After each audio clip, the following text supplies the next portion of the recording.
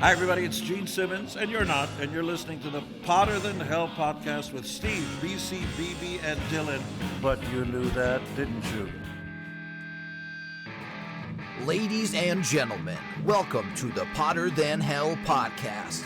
This is your last stop on the crazy train of hard rock and heavy metal.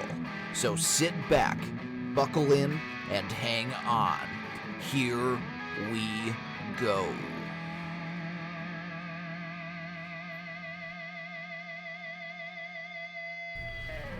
Hello, Potter Than Hellions. Welcome back to the Potter Than Hell podcast. This is Steve, your host, and I'm joined this week by BC and Dylan.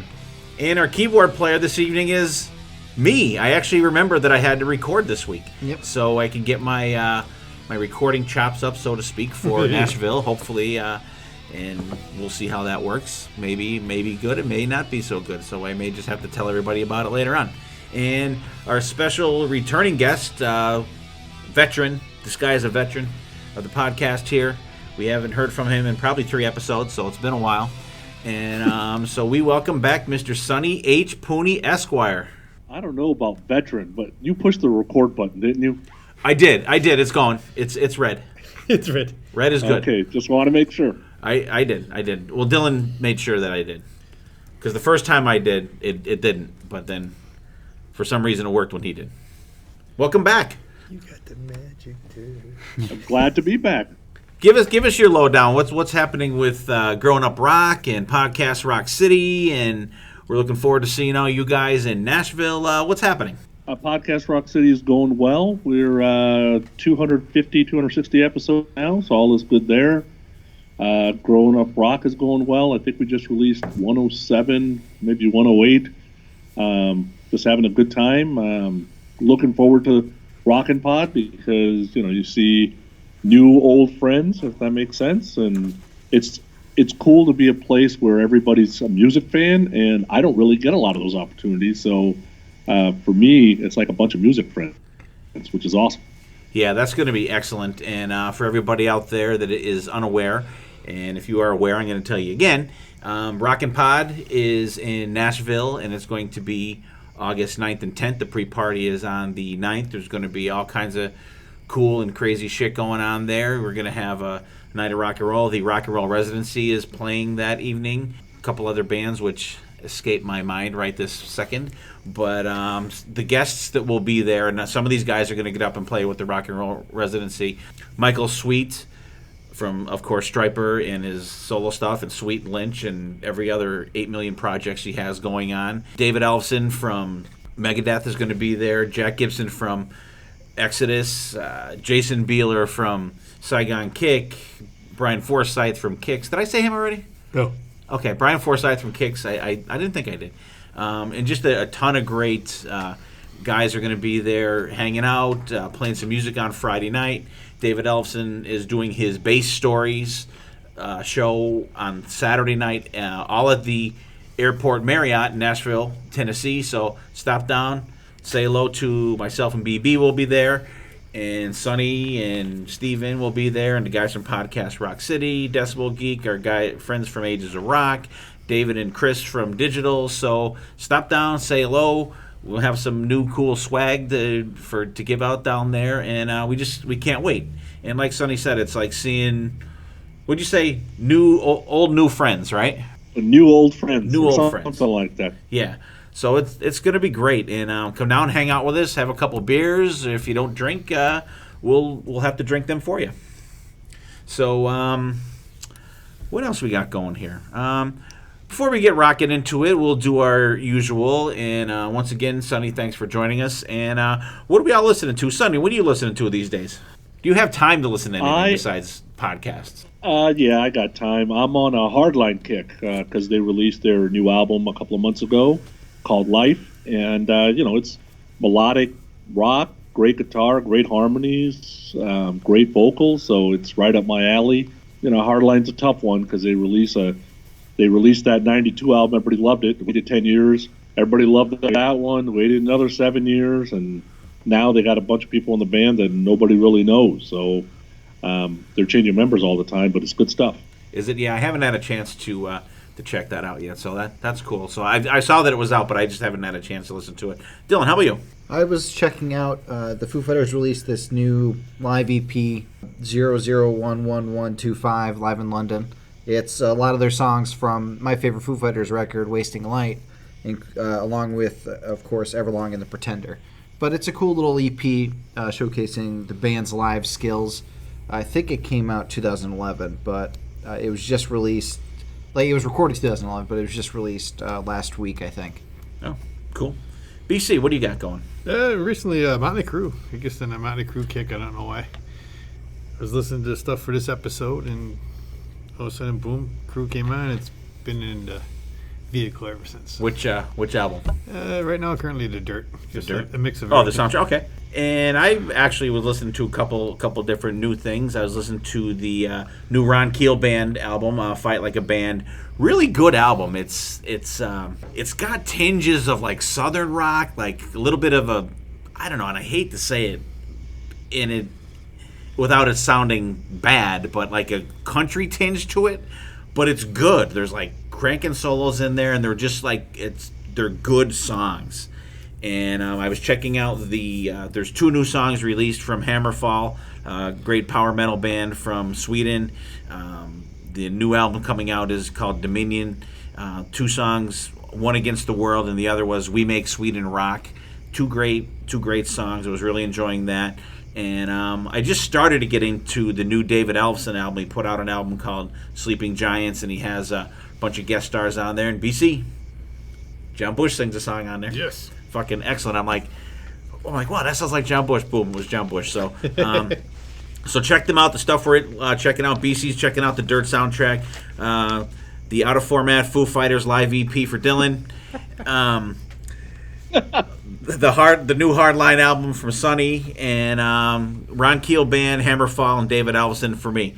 So give them a shot, and if you guys have something out there that you want us to check out, give us a shout out, and we'll check it out. And for good or bad, we'll tell you how we like it or don't. What we're going to do now is we're going to take a quick break now for a little commercial. The annual celebration of rock returns to Nashville. Rockin' Pod is back and bigger than ever in 2019. This convention brings together the best rock stars, music podcasters, vinyl and memorabilia vendors, cosplayers, and rock fans from all corners of the globe. Special guests include Michael Sweet of Stryper, David Ellefson of Megadeth, Brian Forsyth of Kix, Jason Beeler of Saigon Kick, Eerie Vaughn of Danzig, and members of Exodus, Roxy Blue, Every Mother's Nightmare, Tora, and more. Music podcasts from all over North America will be recording on site all weekend. Special pre-party featuring The Rock and Roll Residency, 8-Ball, and Lipstick Generation on Friday night. Rockin' Pod Expo on Saturday. Join us at the Nashville Airport Marriott, August 9th and 10th for Rockin' Pod. Tickets and VIP packages available now at rockinpod.com. Okay, there you go, guys. There's the official lowdown on the Rockin' Pod Expo that's coming up down in Nashville next month, which will be, I think, 2 weeks from now or something like that. I don't know. I'm messed up with dates, but don't listen to me with that shit.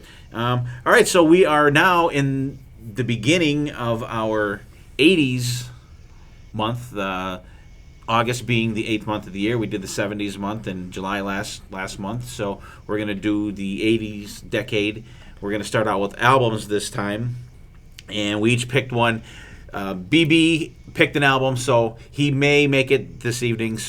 And actually, it's his second oldest son's, Killian's birthday today. He's 15, and he's my godson. Happy birthday, Killy! Love you, buddy. And BB may stop at the end of towards the end of the recording here, so we're going to save his album until last. But we're going to go in reverse chronology. Is that how you say it, though? Reverse chronological order.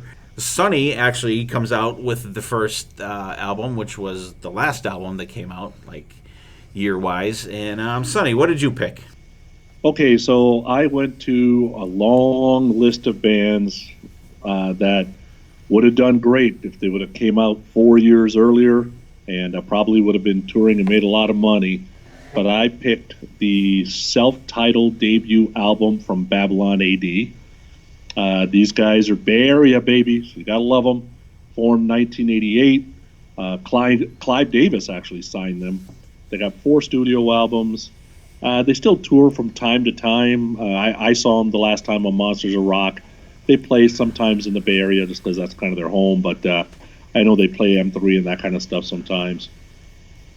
The band members are Derek Davis on vocals, Dan De La Rosa on guitars, Ron Freshy on guitars, Rob Reed on bass, and Elliot Davis.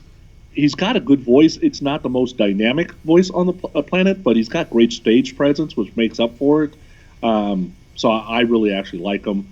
These 5 guys, they were all in childhood rival bands and decided kind of to get together. They released this album, of course, in September of '89, so we're at the tail end of the 80s and tail end of hair metal, and this album went to number 88 on the Billboard 200. So 10 great songs. Starts out with my favorite, actually, Bang Go the Bells. Killer riff, killer opener song.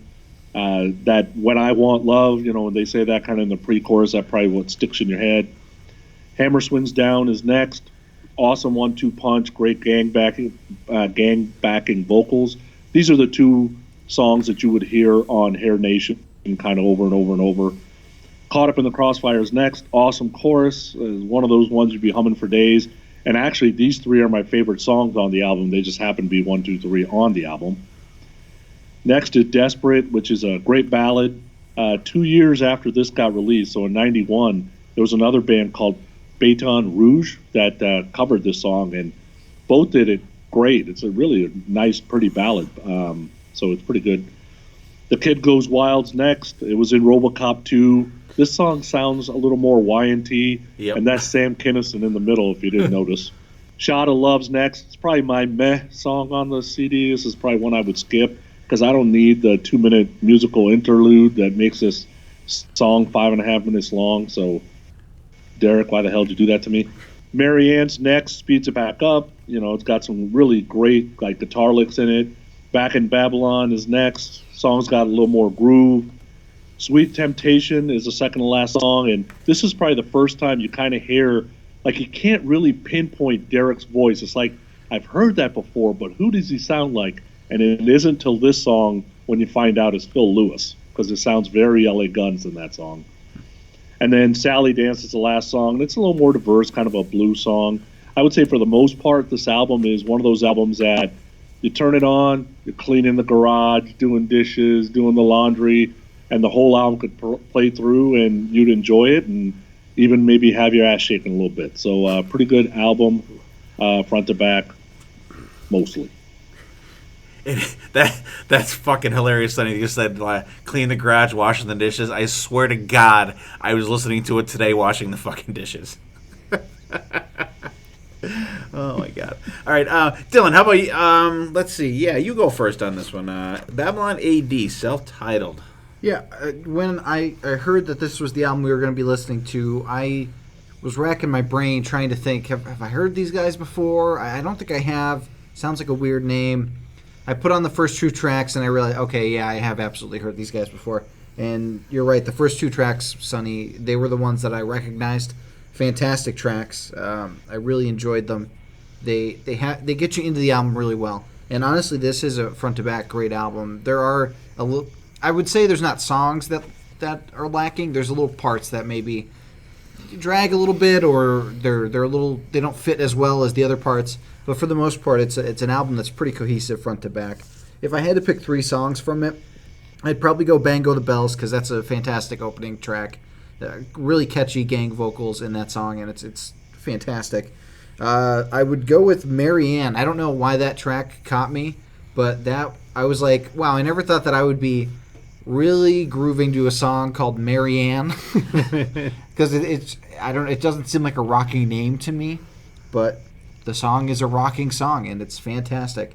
And honestly, I'm gonna put Sally Dance as my number 3 song, because when it started, I was like, okay, this is not a great song to end the album with, but then it started to move and it started to build up a little bit after that slower bluesy opening, and I think it ended the album perfectly. So for the surprise, I'll say that's my third song. But it's a fantastic album. I really enjoyed listening to it. All right, cool. How about you, BC? What's your... A great pick, because I've been a fan of these guys since they came out. Like you said, the album starts off good. Like Bang Go to Bells, good riff, good opener. And then second, the left and the right with the hammer swings down. Keeps the momentum going, I think. I like the echo in the chorus. Hammer goes down. Catches me. And then Caught in a Crossfire, another great song. Desperate. Back then, that was the mandatory ballot you had to add. Kid Goes Wild, another great song with a good riff and chorus. Shot of Love. And Marianne, I'm going to be with Dylan on that one. Back in Babylon, I love the drum and bass start to that. Sweet Temptation, another good one. And Sally Dance.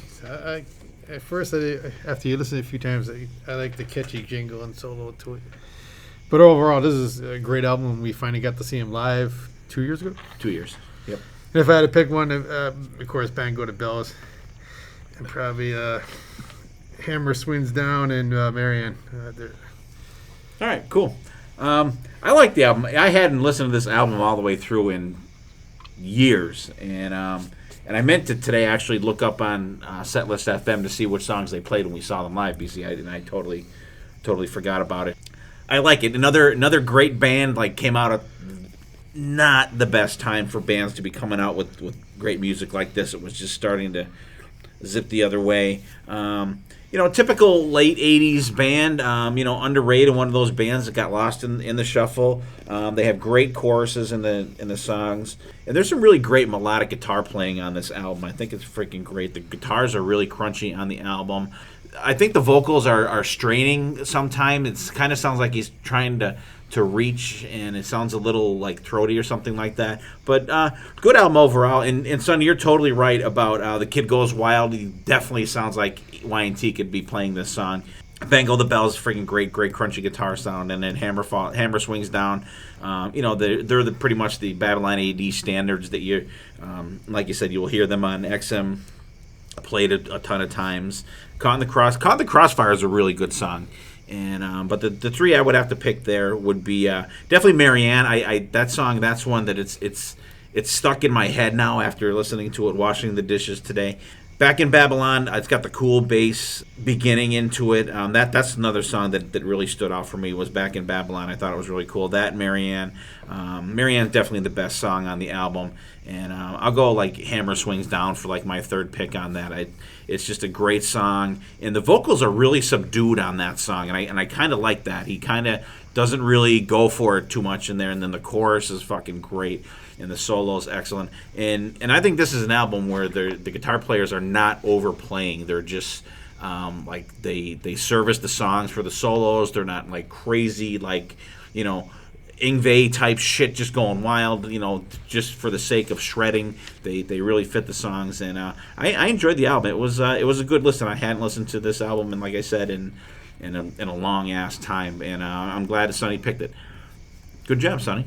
Well, thank you. And I remember seeing them on Monsters of Rock, and they were playing on a stage that was about as big as a postage stamp. And Derek is going to be who he is. So he is swinging that mic around like he's David Coverdale. I swear to God, I thought he was going to kill a band member that night.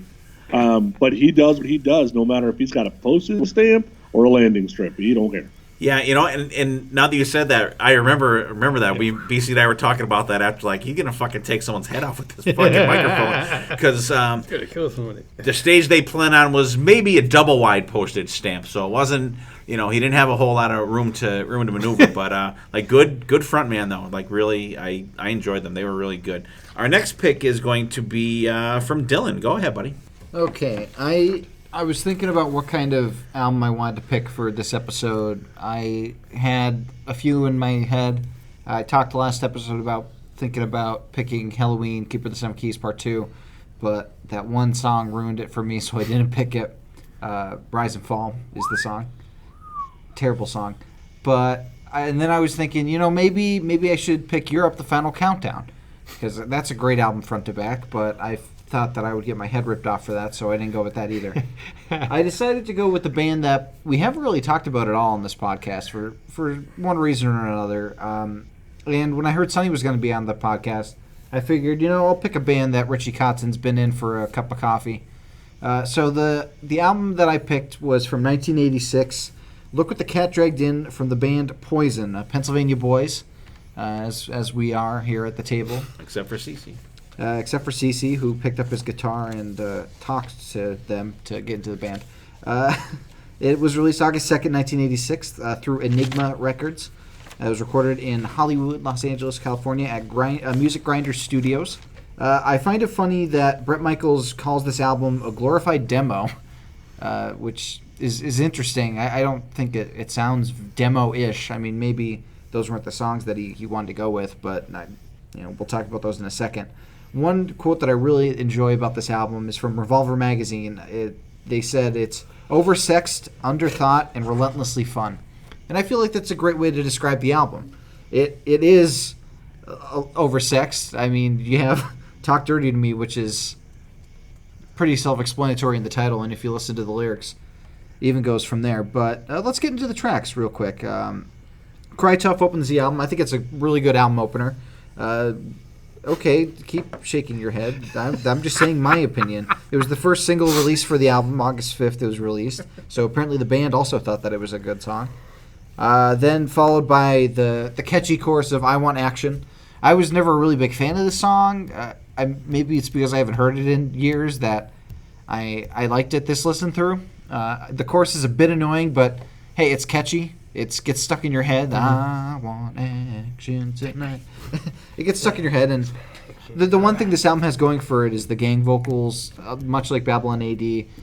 They're pretty cool, and they're catchy to sing along to. The ballad of the album, I Won't Forget You, Babe. I Won't Forget You.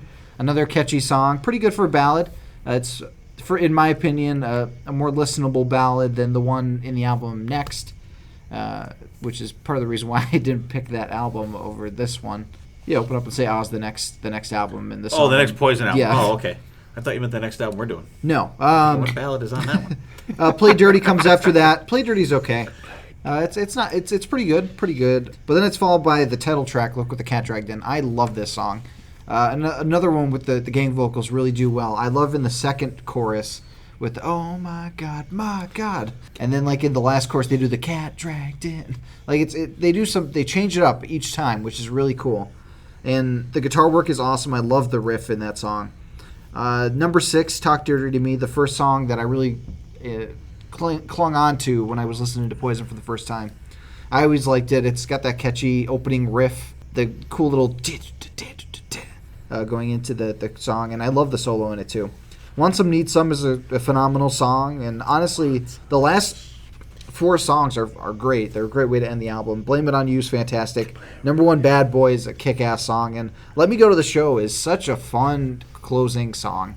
I don't know why these last 4 songs weren't as well known as some of the other ones above them, but they should be. And it's really interesting because thinking back to the first time I saw Poison, the only time I saw Poison, they were playing with Cheap Trick and Def Leppard.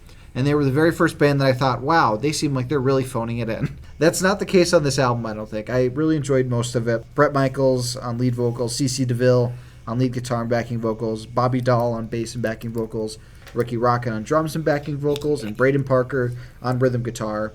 Apparently, he's too good to do backing vocals, as he's the only member of the band that does not do vocals on this album. So that's the album. Look What the Cat Dragged In, which is what they say to BC, whatever. we've heard that change of shifts a couple times for both BC. Oh, speaking of which, the album cover is terrifying as well. Okay. Okay, I'll go first on this one. Look What the Cat Dragged In. And this is another album I haven't listened to in a long time, and Poison gets a lot of shit, hair band, blah blah blah. This is a good fucking album. I like it. And when Dylan mentioned that they said they thought it was a glorified demo, I think it's produced rather well. I think it's produced really good for a first album. I do disagree with Dylan that Cry Tough is a good opener. I think Look What the Cat Dragged In would be a perfect opener for this fucking album. I love it. The girl on the left of me, a girl on the right. I know damn well I slept with both last night. And then Another BC line in the song, half alive or half dead, I just can't tell. But I like that part because he like fucking screams, I just can't tell. Fucking that is fucking excellent. And there's a lot of songs on here that you hear, ad nauseum. You hear I Want Action, you hear Talk Dirty to Me all the time. But I agree with Dylan once again. I think that the last 4 songs on this album are just fucking fantastic. And so I'm gonna pick like 4 favorite songs from this album. Well, no, I won't. But I'm just going to talk about them real quick. Blame It On You is great. That's definitely one of my top songs in the album. Want Some, Need Some. Love the chorus in that song. Very underrated song. Number One, Bad Boys, excellent. I like at the end, and you're right, Dylan, they do different things like number one. I really like that. And it's got a great solo in that song. It's really short, but he tears it up real quick there. And I love Let Me Go to the Show. And I think the album ends perfect for this type of thing.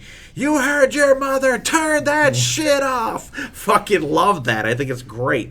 And I think it's the next album. I think it's like I said, it's produced really well. It's got a lot of catchy songs on there. I Won't Forget You. I could, whatever. Like BC said for the last album, the obligatory ballad on there. But I enjoy it. I really do. And let's hear what Sonny has to say. Okay, so good old party rock. I will tell you that I love the album overall. I'm also going to tell you that it might be the last time Steve and I agree today. They should have opened with Look What the Cat Dragged In, because Cry Tough is not a good opener. I like CC's playing on it. My 3 favorite songs are Let Me Go to the Show, Look What the Cat Dragged In, and I Want Action. But I got 3 Uggs on this album. 1, the album cover. Brutal. And they'll never live that down. They will never live that down. No. Second, I Won't Forget You is brutal. Because third, I can handle Bret Michaels' voice, but it gets annoying after a while. Thank God this album's only 33 minutes, because some of the other albums are longer, and I can't get through an album, because I can only, Bret is better than Vince, but barely. I just cannot listen to him for that.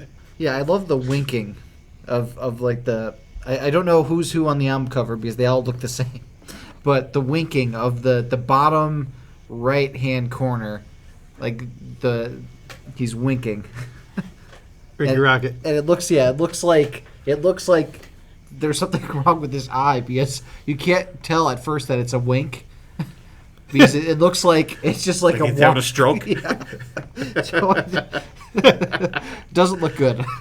Go ahead, BC. Oh, hey, Pennsylvania boys. I can remember before this even came out, Pennsylvania Musician was the big music scene paper, I guess you would say, around this area. And these guys were the big talk down Harrisburg area, Mechanicsburg, York. So I was like, oh, boys. And then when they finally came out with this album, like I said, same thing when I went and picked it up, the album cover was like, whoa. Yeah. You're like, oh, are these girls? But like you said, overall, great album. And even to this day, I can throw it on and just put it on from start to finish. I said, a few weak spots, but other than that, not too bad. I agree with Dylan.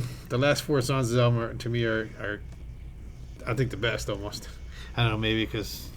You're so used to hearing all the other shit. You're so used to hearing the Cry Tough and I Want Action. But if I was to pick 3 off this beat, Look What the Cat Dragged In, Want Some, Need Some, and Let Me Go to the Show. There's a bunch of others, but this is very... At that time, hey, put them on the map. All right, cool. So there we have we got 2 down. We have Babylon A.D. self-titled from Sonny. We have Look What the Cat Dragged In from Poison for Dylan. And now here's the one that I'm sure Sonny probably fucking hated. But I wanted to pick an under the radar album that I know BC's at least semi-familiar with these guys. I picked the 1984 album from Telco Blade called Night of the Blade. This is an album that when we used to go to the record store, I've told the story before, we'd all pick an album out, and I was like, ooh, this cover is fucking cool, so I'll check it out. Listened to it, loved it. Going back, listening to it, the production is not great on this album, but Telco Blade, they got together in 1981. They were under a couple different names. They had an album before this. This is their second album, and it's produced by Ron Niev. I don't know, EAVE, however you pronounce that. And it was recorded in England in 1984. It's Roy Neve. Neve, okay. And you said Ron, didn't you? Oh, Roy, okay. God. My eyes are, I'm telling you, the print is so small on Roy this thing, Neve. it's killing me. And I always like this album. This is one that I will bust out every now and then and throw on. I've always liked it. And right before they were getting ready to release this, the singer left. And so another guy named Vic Wright, Vicky James Wright, Vic Wright, no relation, came in and replaced the original singer Alan Marsh on vocals and just re-recorded them. And I enjoy the album. Like I said, it's one of my old go. It takes me right back to those days, going to the record store, picking them up. First song, "Someone to Love," decent opener. I love the chorus, like when they do the Red Hot. The solo is really good in it. Night of the Blade, a fast rocker. This song probably could have or should have been the opener on there. It's got a ripping solo in it. The time change in the song is friggin' great. Rock Me to the Limit just reminds me of the Tesla song, Rock Me, right? Just, and that song just kind of gets in my head when I hear that. Solo's great in that. Warrior the Rising Sun, which is one of my favorite on this album. Very Iron Maiden-like song. And when these guys were first coming to be, they had a couple different names of bands, and one of them was Genghis Khan, and there was like Killers was one, so they're obviously Maiden fans. This song, like I said, it's very Maiden-like. It's got slower verses, then it kind of gets into that galloping. It's got a ripping solo in it, and a couple different tempo changes in the song. Unleash the Beast, great rocker. I love the chorus in that song. Love Struck, great bass and drum intro. It's got a really good groove. It's got a real short solo in it. Dead of the Night, very melodic beginning, great kick in. I love the melodic duo guitars in there. Kick-ass solo. And this song is fucking metal. Fucking excellent song. Lightning Strikes, last song on the album, the only album single. I love when the chorus is like, thunder rolls. Another great solo, more dual melodic guitars in there. The part after the solo, the dual melodic part is great. I love the ending, and it definitely, this is an album that when I hear it, I just seriously want to like flip it back over and play it again. And so let's hear what Sonny's got to say about this. I'm waiting. I'm waiting. I'm going to get hammered here. Go ahead, buddy. Steve, I love you, but... I love you, man. I love you. I really do. All right, so like you said, you were doing dishes when you were listening to the album, the other album. What I do is I'll listen to the album while I'm playing like Madden, right? So I'll turn the voice down or the volume down on Madden and just kind of listen to the album. So Someone to Love starts, I'm like, what the hell is this? The production, dude, what is this? Done in like 1978? What the hell is going on? I thought it was an 84 album, right? So I'm like, okay, there's no excuses because Pyromania is already out. So obviously people know how to produce albums, so there's no excuses there. So I'm listening, I'm like, the vocal melodies are meh. The guy can definitely sing. The guitar player can definitely play, there's no doubt. So I'm playing Madden, going. And I'm like in the third quarter, I'm like, why isn't this album over? How many songs are on this damn album? So I go down, and I'm like, 16 damn songs? You gotta be goddamn kidding me. So then I go to Wiki real quick. I'm like, shit, I'm listening to the 97 remastered. Oh my God, what the hell am I doing? So then I went back and re-listened. The melodies are meh. The guitar playing is incredible. I'm surprised nobody knows who this Andy Bolton dude is. Maybe he's the biggest guy in England, and I don't know it, but I've never heard his name before. The three songs, the Thunder Roll thing saved Lightning Strikes, because that's actually my favorite song on there. I can Unleash the Beast. I like the pace on that one. And Night of the Blade I can tolerate because of the breakdown.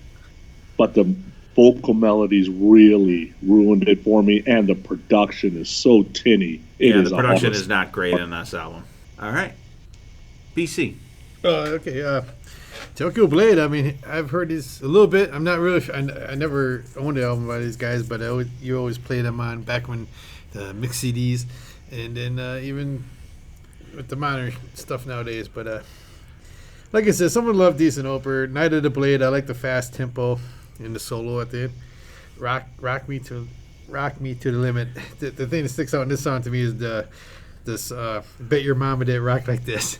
Bet your mama. He says that, I get start laughing. I don't know why. Just one of those things that hit me funny. Warrior of the Rising Sun. Okay, I like the solo and the guitar part, and Unleash the Beast. I love the dual solo and then the second solo and the catchy chorus. To me, that's my favorite song off the album. Love Struck, of course, drumming in the room. It reminds me of a tune, the chorus. I don't know why. I can't pinpoint it. Mm-hmm. I hear it, I'm going, that reminds me of something. It just... Dead of the Night. I like the solo in part after the solo. Yeah. My notes, I'm trying to read my own notes. And then that song's good. Overall, I mean, and good, because I really never sat down, and this is probably this out of all our picks tonight, that was the most interesting, because I never really heard it all before. Where all the other picks I pretty much listened to for years. It's just like checking them out once again. Yeah. So this was all pretty good.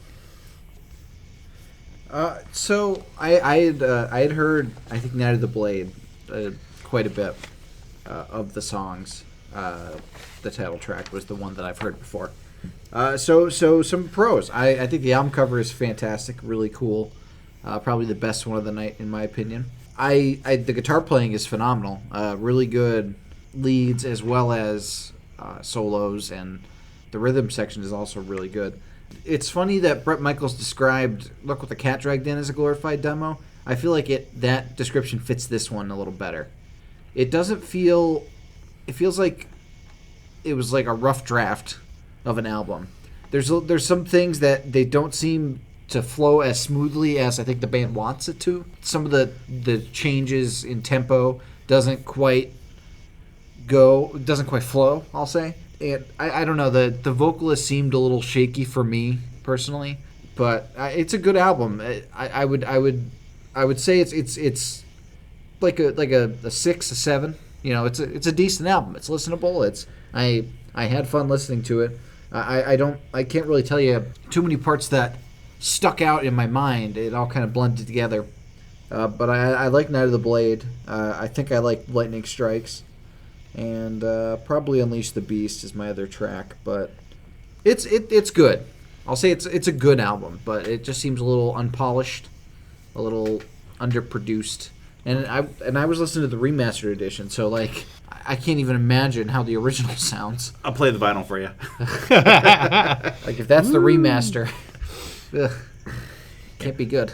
Okay, cool. Yeah, like I said, I'm not a fan of the production at all on this album. I just I like it. I would love to hear like someone get my buddy Andy Sneap to go in there and do some little fucking magic in there. Would be fucking amazing. He just got his doctorate. Yeah, I saw that. I did see that.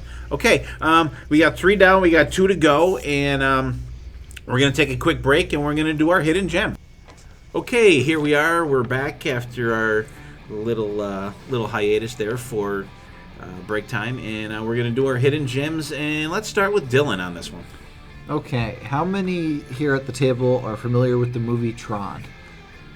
I'm familiar with it. BC, you know Tron? I want to... Remember the game? Prove me wrong. Is that the one that Kick-Ass even had a song on? No. Or is that something else? That's something else. Okay. I know what you're talking about, but I'm not really... Okay, so the movie Tron. Originally, the band Supertramp was supposed to include songs for the movie Tron, but they pulled out. So who did they get but an up-and-coming band by the name of Journey? Hot off their Don't Stop Believin' hit, they included 2 songs on the Tron soundtrack. They are called Only Solutions and the 1990s theme. You told us that we had to do 80s hidden gems, and I figured I would pick 2 hidden songs from one of the most popular bands on the face of the planet. I mean, they're not fantastic songs, but it's cool that there are 2 Journey songs on the soundtrack of Tron. That's pretty random, but pretty cool. That's the thing where he's in the computer. Yeah, it's like he goes into the game and yeah. All right, okay, Like the bikes, yeah. I don't know. I've never heard any of the songs, so that's Journey from the Tron soundtrack, right? Yep. Tron soundtrack. I try to come up with off the beaten path stuff for the hidden gems. So. Well, that is off the beaten path. That's another parallel universe, right? They're like right in the computer on that one. All right. Okay, Sonny, what do you got? Okay, so I forgot to tell Dylan earlier, if you would have picked Europe, it's one of my desert island albums. Would have loved it. So forget those guys in the room there. It's fantastic. I don't know why he would let me influence his pick. Okay, so off the beaten path, I also went 1983 Epic Records. There was a band called Cobra that released one album and they were done. I think they were set up to be somebody because they had Tom Allom as the producer, which is, he's got Judas Priest fame all over the place. The album was called First Strike. They're like a Swiss-American hard rock band. I would tell you they're like a heavier Survivor. And one of the reasons I would tell you that is Jimmy Jamison is a lead vocalist. So got Jimmy Jamison on lead vocals, who obviously goes on to Survivor. Tommy Kieser on bass, Jack Holder on guitar, Jeff Clavin on drums, and a guy named Mandy Meyer on lead guitar, who was in Crocus for a while, was in Asia for a while, was in Goddard for a while. So it's a really cool album, 10 tracks, a couple of ballads on there, but it's very melodic hard rock. I'm surprised they didn't do more, to be honest with you. I never heard of them. I was when I think you sent me that, and I'm thinking King Cobra, and I'm like, no, that's not King Cobra. And Mandy Meyer, and when you said that name, I'm like, where the hell do I know who I'm from? And then when you said Crocus, I remember he was in Crocus for maybe 2 cups of coffee on that one. So BC, by the way, Kick-Axe did a song on the Up the Creek soundtrack.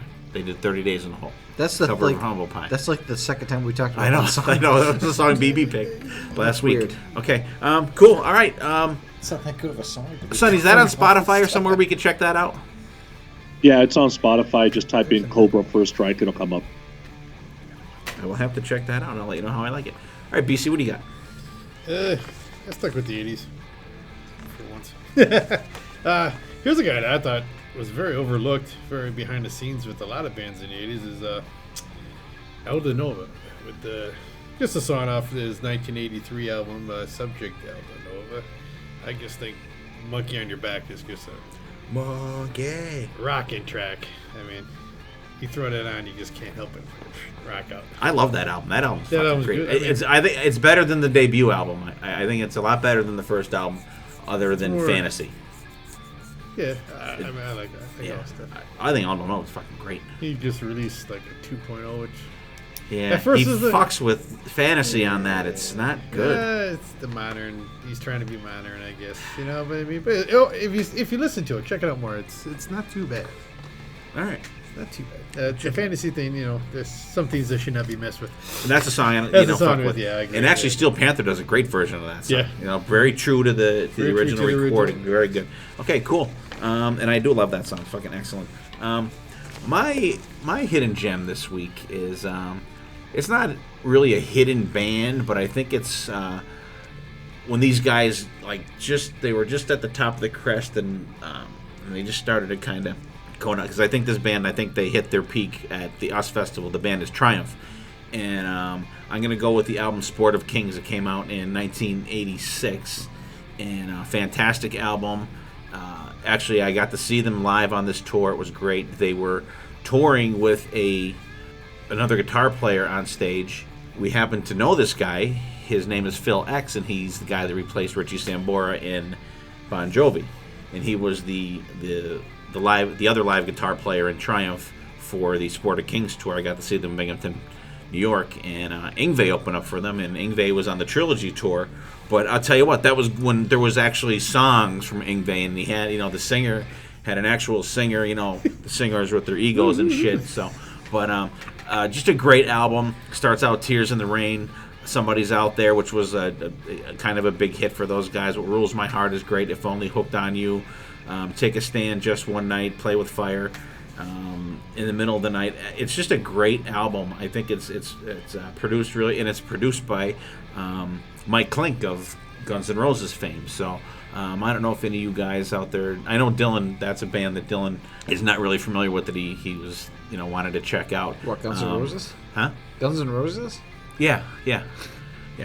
And I know BC, I don't know if BC, do you have this album, BC? I don't. No. Sonny, how about you? Are you familiar with this album at all? Oh yeah, definitely. Okay. Yeah, very cool album. I should have picked this fucking album to do instead of Night of the Blade. But and once again, I have a feeling that this is going to be another week where my album's going to be the one at the bottom of the list again. God damn it. Pick better albums. Son of a.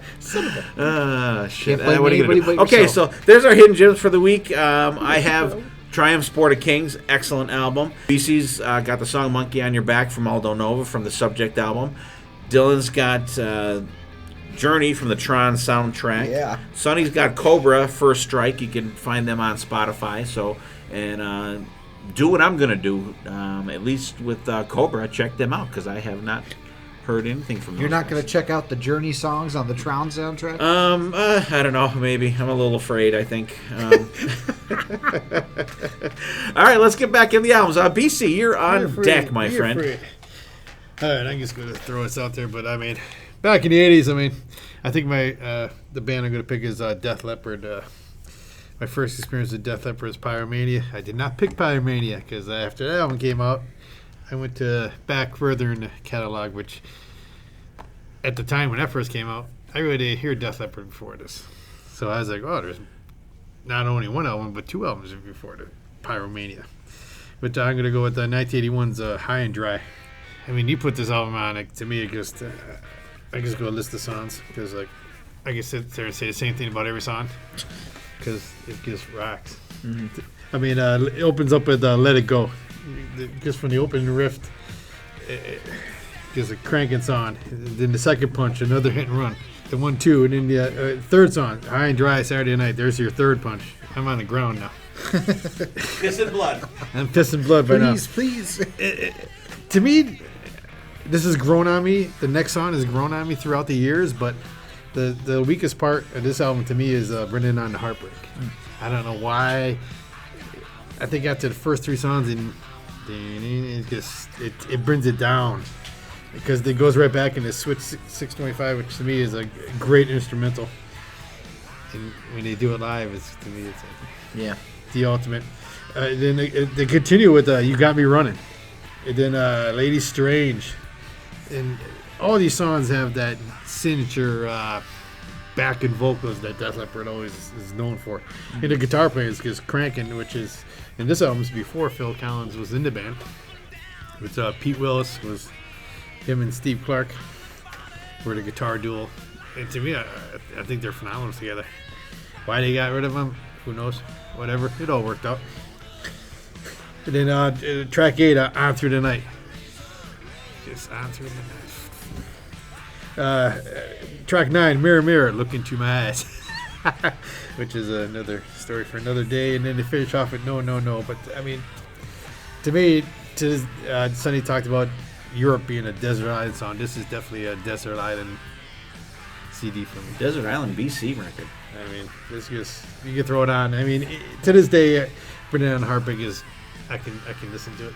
Well, if you're on the desert island, you will be left high and dry. I would definitely be left high and dry. All right, Sonny, High and Dry. Okay, so Def Leppard, I came into music basically in '84. So Pyromania was all over MTV, and I was so burnt on Def Leppard before it even began. So I'm like, whatever, those idiots are on TV again. Like I wanted to see Prince more, and I wanted to see Duran Duran more, and so I was done with Def Leppard. Was never going to listen to them. Don't care until Hysteria comes out, and it's like, wow, these guys are really good. I should go backwards, and that's when I found High and Dry, and actually fell in love with Pyromania. And actually, Pyromania is my favorite Def Leppard album now. So I would say this album's great. My favorite 3 songs on it are Lady Strange, Let It Go, and High and Dry. There's just, one ugh and then one observation for me. The one ugh for me is Switch 625. It's like you got one of the best singers of the era. Why the hell are you putting an instrumental on the album? It just feels lazy, and it feels like they couldn't figure out what lyrics to put on, honestly. And then the observation, I think Clark kicks Willis's ass on the solos. I absolutely love Clark's solos on this. So I don't know why they gave up Willis, but I thought it was an upgrade to go to Colin, to be honest. But great album. All right. I'll go. I don't know. I probably told Dylan he was next, but I'll go. No, you said you were going next. Okay. Love this album. This was one of the seminal albums for me growing up. Once I departed from the total Kiss bandwagon, and this was one of the earlier albums that my buddy Rob and I picked up that we just absolutely played the shit out of this fucking album. And Sonny's Ugg is my love Switch 625. Oh yeah. And we went to see them a couple years ago, and it might even be that same show, Dylan. Was it Def Leppard, Poison, and Heart? No, I saw Cheap Trick. Oh, okay. All right. Anyway, I remember them coming out, and they played some songs, and then they started bringing on the Heartbreak, and I'm like, fuck, I hate this song. So I'm like, good time to go take a piss. So I shoot over to the bathroom, go in there, everyone's rocking out to it. I hate the song, it's whiny. So I come out of the bathroom, and I'm like, please play Switch. And I just get back to my seat, and Rick Savage walks out, and you get the do. I'm like, fucking yes, they're gonna play it. So I love it. I think it's fucking fantastic. It's one of my favorites on the album.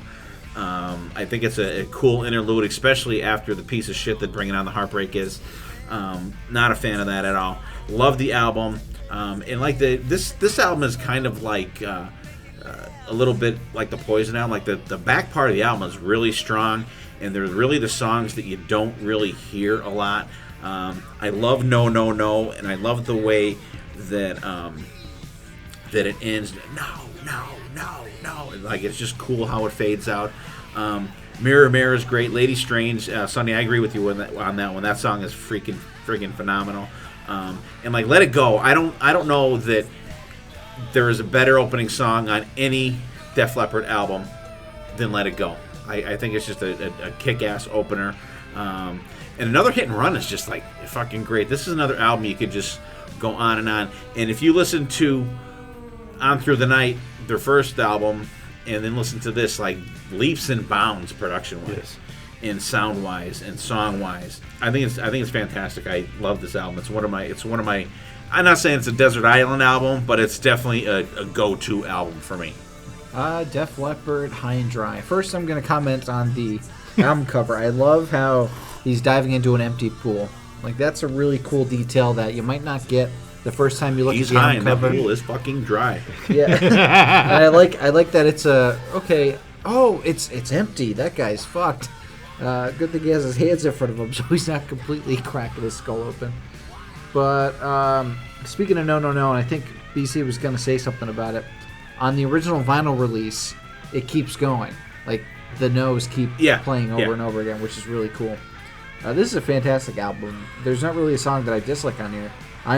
I was sick of Bringing On the Heartbreak, but again, I think it was like with Poison. I haven't heard it in a while, so it sounds good to me now.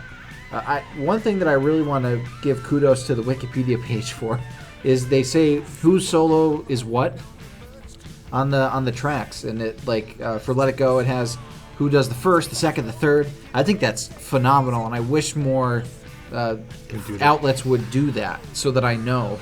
Because I can attribute, I like this guy's playing over this guy's. Right. Because I'm not as well versed with Def Leppard, so I don't know who's doing what solo, and I really appreciate that. But back to the album itself, I'm a really big fan of it. If I had to pick 3 tracks, I would probably pick Let It Go. I think that's a fantastic opener. I think Rock Rock Till He Drops a better opener for a Def Leppard album, but I like this one a lot. They're neck and neck, basically. High and Dry, Saturday Night, fantastic.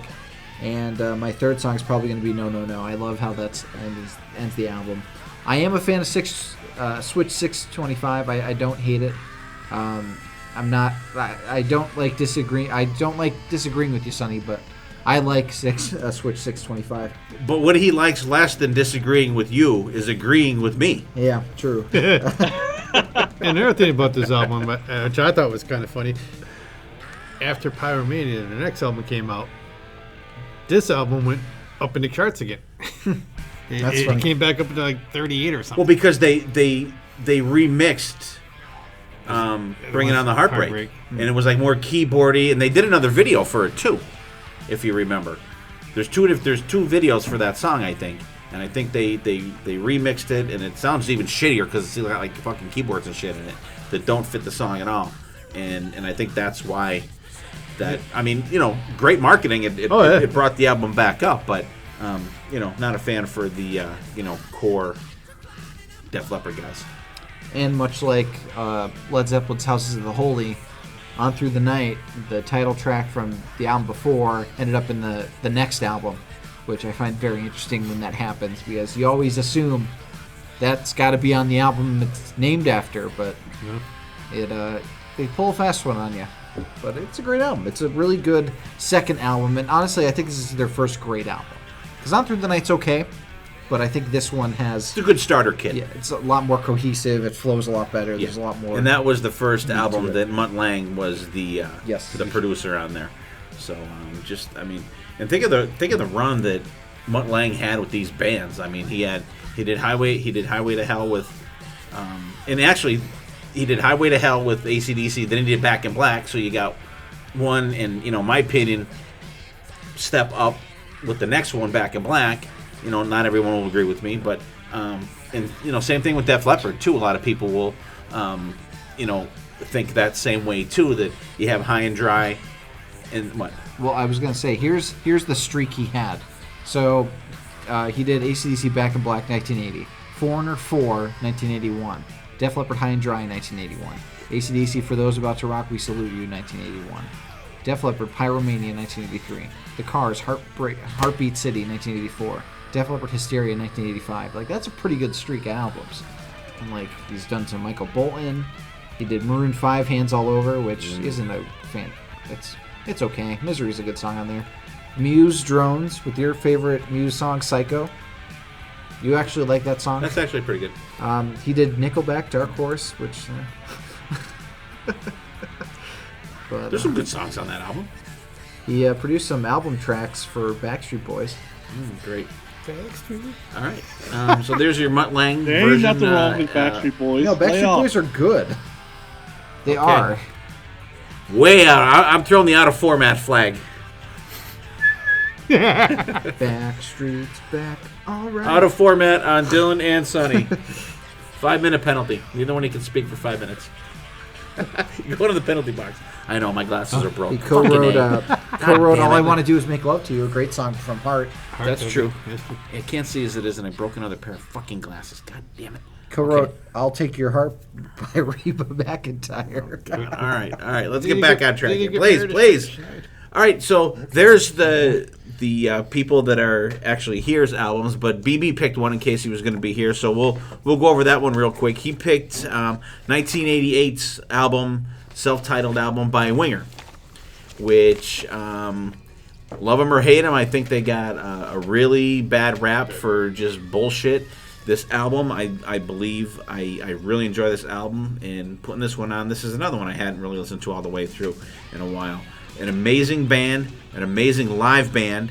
The talent in this band is just fucking crazy. These guys are like virtuoso musicians on their instruments, and I got to see them. BC and I were just talking about. We got to see these guys on their first tour. We saw them with the Bullet Boys and Cinderella. They were the band. Bullet Boys opened the show, then Winger played, then Cinderella, and it was Bullet Boys' first album.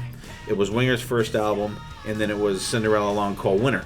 And just a phenomenal, I'd heard the album before, but those guys, they had a full stage show for this concert, and their album is great. Starts out with Madellaine, short acoustic beginning, great kick-in, excellent starting song. I love the background vocals, the solo's great. Hungry, got a little violin start, good kick-in, solos okay on that one. That's kind of middle of the road song for me. 17. Really good song, it's the Christine 16 version of a creepiness song right now. Without the Night, I could live without that. I could live without the night anytime. We talked about it before, the run-of-the-mill power ballad, whatever. Purple Haze, not a Hendrix fan, and I hate this song. I've always hated Purple Haze, so they don't even save it. The guitar solos are good. Dweezil Zappa plays like the left side guitar solo on this song if you had listened to it on headphones. State of Emergency, good song. It's a little forgettable for me. Time to Surrender is fucking fantastic. I love the great opening riff on it. The chorus is great. Poison Angel, fast rocker, kick-ass solo in it. Hanging On, I love. This is probably my favorite song on the album.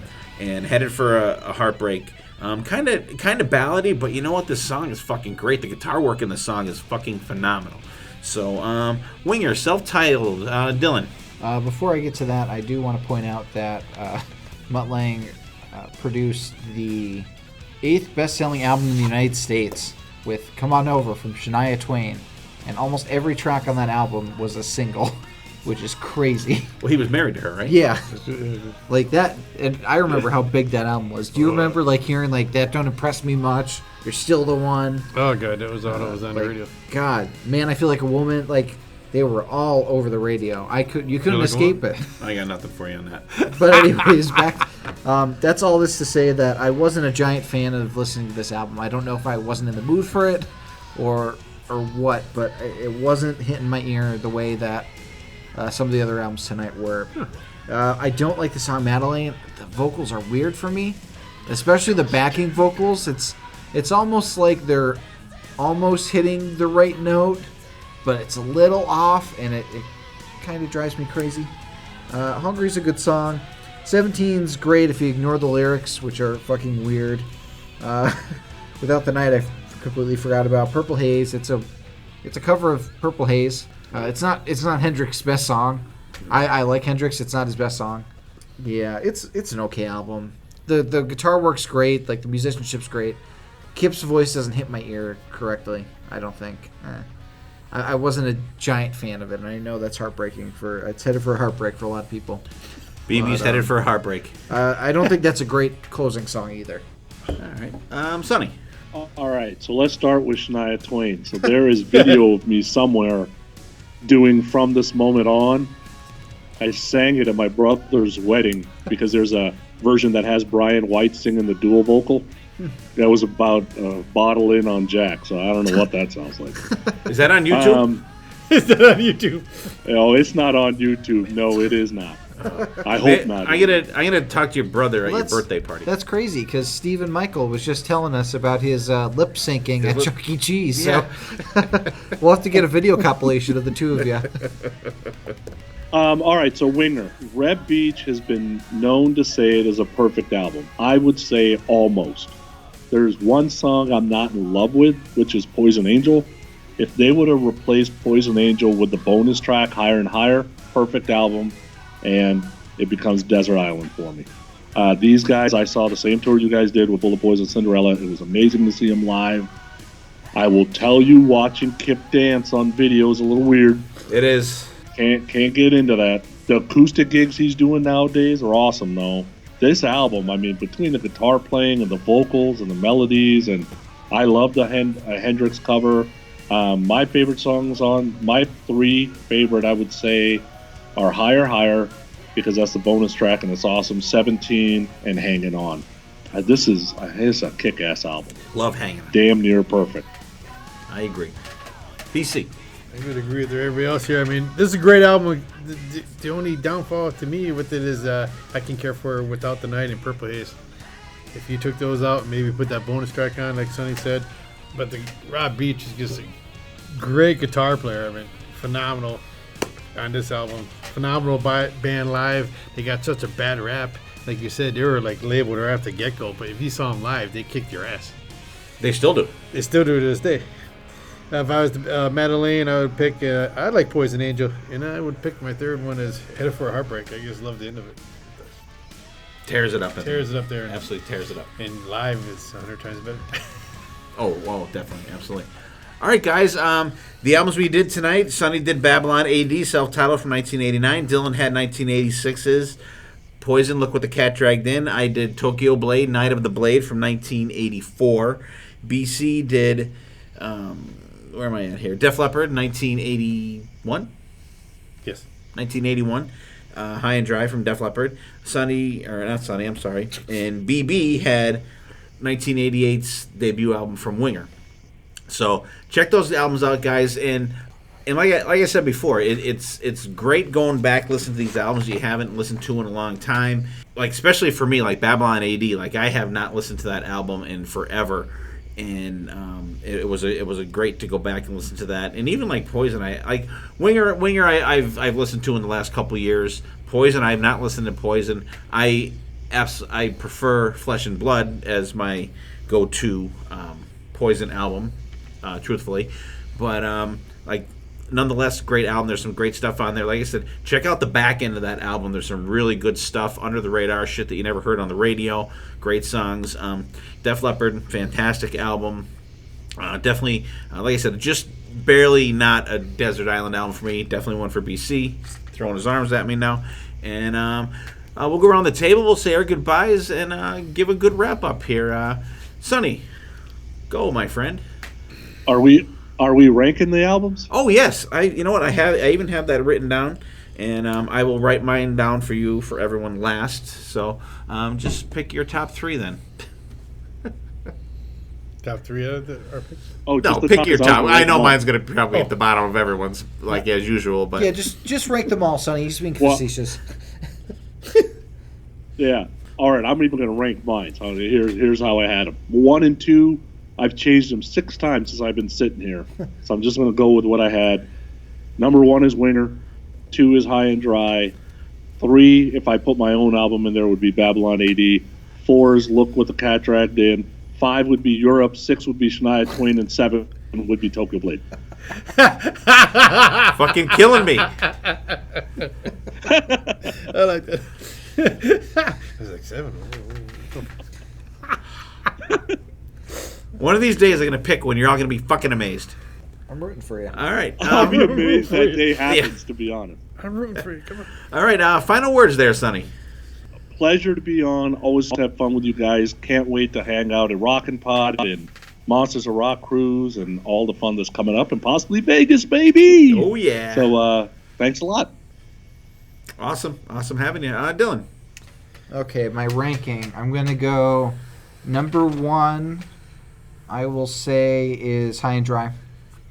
Number 2 is Babylon A.D. Fantastic album. Number 3 is The Final Countdown, Europe. Number 4 is Look What the Cat Dragged In. Number 5 is, I would say, Winger. And then number 6 is Tokyo Blade. A good episode. It was cool listening to some of these albums. Some I've heard before, some I haven't heard in a long time, some I haven't heard, period. And it's cool to see the different things that happened in one decade. And we got a pretty good spread from the very beginning to the very end.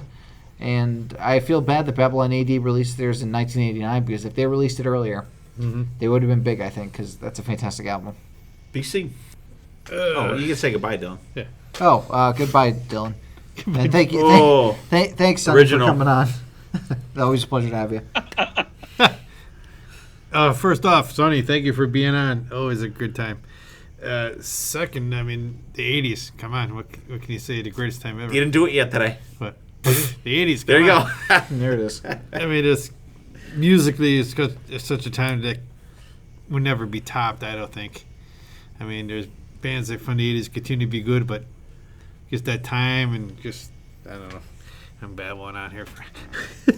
But the 80s are great. There's so much good music out there. You can never listen to enough of it. And we ranking them? Go ahead. I'm going to go with number 1, Def Leppard. Come on. And then the next 2, 3, and 4 are like tied, I think. There's no way I can really pick one over the other, so I'm going to go Poison, Winter, Babylon, A.D., and Tokyo Blade, my number 5. Production-wise. Production killed it. Yeah. Bring back Doug Aldridge, redo the album. See what happens. There you go. All right. Once again, Sonny, thank you very much for coming on. I know you got 8 million things going on and 68 other podcasts that you go on to and 25 of your own. And we appreciate you spending some time with us. And like you said, Rockin' Pod in a couple weeks is going to kick ass. I think it's when this comes out. I think it's going to be next week. And I'm looking forward to seeing you and all the other guys down there. And Monsters of Rock Cruise coming up is going to be fucking epic. And And you mentioned Vegas, and Vegas, like I told you, I'm up to like 99% right now to attend in Vegas in October, which is going to be fucking awesome also. And I'll rank the albums. I'll leave mine out because mine's obviously the fucking best. So, but I'll rank your guys' albums. I gotta go Def Leppard number 1. That's like I said, that's just off the list of my Desert Island albums. Don't hate me, but I actually like Hysteria a little better, as I get stares from everybody. And so I'll go Winger next. I will go Poison, then Babylon A.D. Only Babylon A.D. last because I haven't heard it in so long, and I needed to regrow on me. And Poison because the last 4 songs on that album just totally save it for me. But just a great time going over these albums again. And guys, thanks for listening. We appreciate you guys. We love you guys. And we have a couple more 80s topics coming up. We're going to be doing something with guys from Digital Keel, the Radio Star podcast. And we're going to be in Nashville. We have hopefully some really cool interviews coming up. So BB and I will be down there. I want to say thanks for listening. Check out all these great songs that we talked about today on our Spotify playlist. The link will be there. Dylan will put a link to Podcast Rock City and Grown Up Rock podcast that Sonny appears on weekly on the episode here. And thanks for tuning in. Take care of yourselves. Take care of each other. We love you guys. We'll see you next time, and there definitely will be a next time.